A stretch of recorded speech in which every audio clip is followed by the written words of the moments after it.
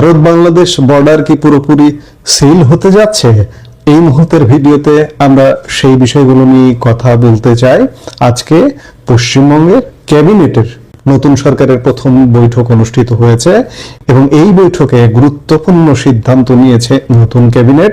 পশ্চিমবঙ্গের রাজনীতিতে বলা যায় এক ঐতিহাসিক মোড়। শপথ গ্রহণের পর প্রথম ক্যাবিনেটের মিটিংয়েই এক নজিরবিহীন সিদ্ধান্ত নিলেন রাজ্যের নতুন মুখ্যমন্ত্রী শুভেন্দু অধিকারী।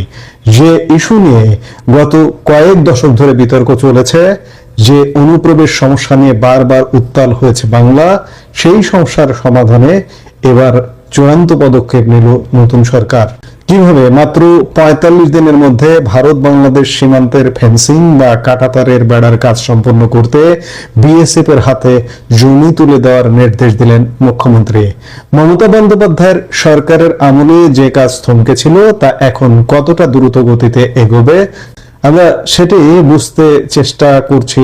নবান্নে ক্যাবিনেট মিটিং এর পর সংবাদ মাধ্যমের সামনে এসে মুখ্যমন্ত্রী শুভেন্দু অধিকারী সাফ জানিয়ে দিয়েছেন, রাজ্যে বিজেপির বিপুল জয়ের পর তাদের অন্যতম প্রধান নির্বাচনী প্রতিশ্রুতি পূরণ হতে চলেছে। তিনি বলেন, আজ প্রথম মন্ত্রিসভার বৈঠকেই আমরা বিএসএফ কে জমি হস্তান্তরের সিদ্ধান্ত নিয়েছি। সবচেয়ে বড় চমক হলো সময়সীমা। আগামী ৪৫ দিনের মধ্যে এই জমি হস্তান্তরের পুরো প্রক্রিয়া শেষ করার নির্দেশ দেওয়া হয়েছে। আজ থেকেই এই প্রক্রিয়া শুরু হয়ে যাচ্ছে। লক্ষ্য একটাই, সীমান্ত সম্পূর্ণ সিল করে দিয়ে অনুপ্রবেশের সমস্যাকে চিরতরে নির্মূল করা। আপনারা জানেন, বিধানসভা নির্বাচনের প্রচারে অনুপ্রবেশ একটি অত্যন্ত স্পর্শকাতর ও গুরুত্বপূর্ণ ইস্যু ছিল। কেন্দ্রীয় স্বরাষ্ট্রমন্ত্রী অমিত শাহ থেকে শুরু করে বিজেপি নেতৃত্ব বারবার অভিযোগ করেছিলেন যে তৎকালীন তৃণমূল সরকার ভোট ব্যাংকের রাজনীতির জন্য সীমান্ত এলাকা উন্মুক্ত রেখে দিয়েছিল। পূর্ববর্তী সরকারের বিরুদ্ধে অভিযোগ ছিল তারা জমি অধিগ্রহণে সহযোগিতা করেনি বলেই বিএসএফ কাঁটাতারের বেড়া দেওয়ার কাজ শেষ করতে পারেনি। কিন্তু শুভেন্দু অধিকারীর প্রথম ঘোষণায় বুঝিয়ে দিল, প্রশাসনিক স্থবিরতা কাটিয়ে সীমান্ত সুরক্ষাকেই সর্বোচ্চ অগ্রাধিকার দিচ্ছে বর্তমান সরকার। ভারত বাংলাদেশের মোট ৪,০৯৭ কিলোমিটার দীর্ঘ সীমান্ত রয়েছে। কেন্দ্রীয় স্বরাষ্ট্র মন্ত্রকের তথ্য অনুযায়ী এর মধ্যে ৩,২৪০ কিলোমিটার ইতিমধ্যেই ফেন্সিং বা বেড়া দেওয়ার কাজ শেষ হয়েছে। বাকি ৮৫০ কিলোমিটার এলাকা এখনো অসুরক্ষিত, যার মধ্যে ১৭৫ কিলোমিটার অত্যন্ত দুর্গম ভূখণ্ড। মুখ্যমন্ত্রী শুভেন্দু অধিকারী একটি চাঞ্চল্যকর তথ্য দিয়েছেন। তিনি দাবি করেছেন, পূর্ববর্তী মমতা বন্দ্যোপাধ্যায় সরকারের আমলে প্রস্তাবিত ১২৭ কিলোমিটার প্রসারিত এলাকার মধ্যে মাত্র ৮ কিলোমিটার বেড়া দেওয়ার কাজ শেষ হয়েছিল। বাকি কাজ বছরের পর বছর ঝুলিয়েছিল জমি জট আর প্রশাসনিক অসহযোগিতার কারণে। সীমান্ত সুরক্ষা বিএসএফ এর কাজ হলেও জমি অধিগ্রহণ এবং স্থানীয় অনুমতির বিষয়টি সম্পূর্ণভাবে রাজ্য সরকারের হাতে থাকে। ২০২১ সালে যখন কেন্দ্র বিএসএফ এর এখতিয়ার ১৫ কিলোমিটার থেকে বাড়িয়ে ৫০ কিলোমিটার করেছিল, তখন তৎকালীন তৃণমূল সরকার একে ফেডারেল কাঠামোর উপর আঘাত বলে প্রতিবাদ জানিয়েছিল। কিন্তু আজ পরিস্থিতি ভিন্ন। শুভেন্দু অধিকারী ঘোষণা করেছেন, রাজ্যে সমস্ত কেন্দ্রীয় প্রকল্প বা সেন্ট্রাল স্কিম পূর্ণাঙ্গভাবে কার্যকর করা হবে। এর ফলে বিএসএফ এখন জমি অধিগ্রহণ থেকে শুরু করে পরিকাঠামো নির্মাণে রাজ্য সরকারের কাছে পূর্ণ সহযোগিতা পাবে।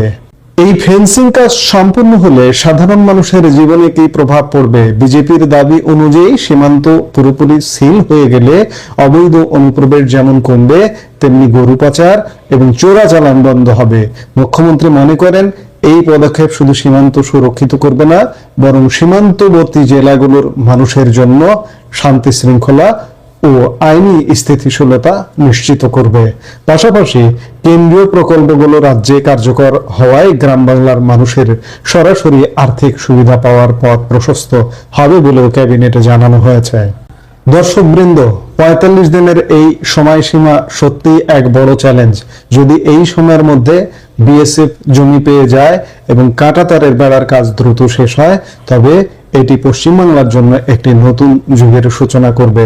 বিরোধী দল তৃণমূল কি এখন প্রতিবাদ জানাবে, নাকি উন্নয়ন ও সুরক্ষার সাথে একে স্বাগত জানানো হবে?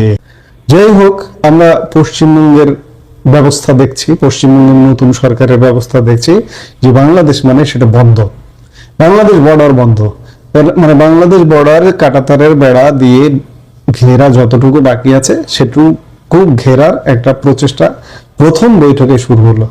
তাহলে বুঝুন যে বাংলাদেশকে ভারত কিভাবে দেখছে। যে অনুপ্রবেশ, বাংলাদেশিরা ভারতে অনুপ্রবেশ করে, হ্যাঁ এটি সত্য, এটি অস্বীকার করার কোনো উপায় নেই। ভিসা পাসপোর্ট ছাড়া লক্ষ লক্ষ বাংলাদেশি মানুষ ভারতের রাজ্যে রাজ্যে, শুধু পশ্চিমবাংলায় নয়, রাজ্যে রাজ্যে গিয়ে কাজ করে এবং সেখানে বসবাস করে এবং সেখানে ধীরে ধীরে নাগরিকত্বের যেসব সুযোগ সুবিধা, সেই সুযোগ সুবিধাগুলো অর্জন করে। সেই রাস্তা অবৈধ পথে যাওয়া যদি কাঁটাতারের বেড়া হয়ে যায়, এটি অবৈধ পথে যাওয়া পুরোপুরি বন্ধ হয়ে যাবে। আমরাও স্বাভাবিক শুভ বুদ্ধি সম্পন্ন মানুষ যারা, তারা কখনোই কল্পনা করি না যে ভারতে বাংলাদেশ থেকে অবৈধভাবে যাবে। কেন যাবে? এক দেশের মানুষ আর এক দেশে কেন অবৈধভাবে যাবে? এটি অবশ্যই অপরাধ। আমি বরাবরই বলি যে ভারত বাংলাদেশ সম্পর্ক, এই যে বর্তমান বাংলাদেশে যে সরকার, এই সরকারের সাথে এখানে শুধু কাঁটাতারের বেড়া না, আমার যে বৈধ পথে যাতায়াত, যে ইমিগ্রেশন চেকপোস্ট গুলো আছে আমাদের, সেই ইমিগ্রেশন চেকপোস্ট গুলো যদি বন্ধ হয়ে যায়, সিল হয়ে যায়, অবাক হবার কিছু থাকবে না। কারণ বাংলাদেশের নতুন সরকারের গতিবিধি ভালো না। এই গতিবিধি খারাপ হেতু আমি গত কয়েকদিন যাবতই বলছি যে ইউনূসের সাথে ভারত সরকারের কি খারাপ সম্পর্ক হয়েছিল, তারেক রহমান সরকারের সম্পর্ক আরো আরো আরো বেশি খারাপ হতে পারে। কারণ ভারত এটি বুঝতে পারছে এতদিনে, এই 3 মাসে ইতিমধ্যেই, যে যেহেতু তারেক রহমান সরকারের বয়স 3 মাস হতে চলেছে, যে তারেক রহমান সরকার ইউনূস সরকারেরই একটি বর্ধিত অংশ বা ধারাবাহিক অংশ। কারণ আগে ইউনূস সরকারের আমলে যে পাকিস্তানি প্রভাব ইত্যাদি বিভিন্ন কিছু যা যেভাবে দেখা গিয়েছিল, নির্বাচনের আগে পরে একটু বন্ধ ছিল, কিন্তু আবার নতুন উদ্যমে শুরু হয়ে গেছে। যার কারণে ভারত এই বিষয়গুলোকে স্বাভাবিকভাবে নেবে না বা মনে করবে না, এবং মনে করবে না হেতু আমাদের সাথে সম্পর্কটা খারাপ হবে। এবং খারাপ হবার লক্ষণ এই যে ইতিমধ্যে সীমান্তে কাঁটাতারের বেড়া উঠছে, যেটি দশকের পর দশক ধরে অমীমাংসিত ছিল, কিন্তু নতুন সরকার এসে প্রথম দিনই অনুমোদন দিয়েছে।